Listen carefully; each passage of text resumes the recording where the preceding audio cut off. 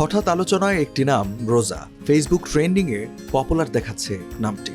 এর কারণ তার নামের সঙ্গে যুক্ত হয়েছে জনপ্রিয় সঙ্গীত শিল্পী ও অভিনেতা তাহসান খানের নাম।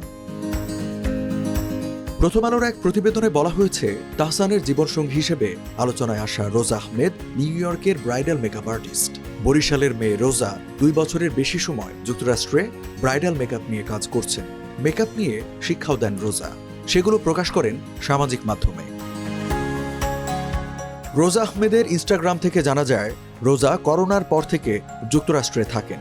তিনি একাধিকবার সামাজিক যোগাযোগ মাধ্যমে জানিয়েছেন, নিউ ইয়র্কে ব্রাইডাল মেকআপ নিয়েই তিনি থাকতে চান, তবে দেশেও মেকআপ নিয়ে কাজ করার ইচ্ছা আছে তার।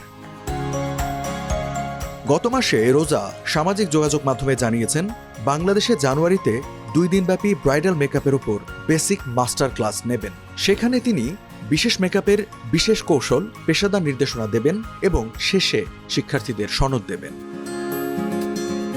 এর আগে তিনি ইনস্টাগ্রামে জানিয়েছিলেন, বরিশাল থেকে যুক্তরাষ্ট্রে যাওয়ার গল্পটা সহজ ছিল না। 2 বছর আগে তিনি তরুণ উদ্যোক্তা হিসেবে মর্যাদাপূর্ণ নারী উদ্যোক্তা পুরস্কার 2023 পান।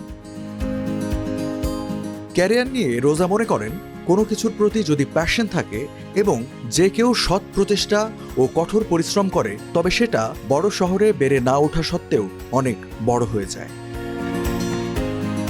একসময় ঢাকাতেই রোজার বিউটি পার্লার ছিল। সেখানে বিভিন্ন তারকার ব্রাইডাল ফটোশুটের জন্য মেকআপ করতেন তিনি।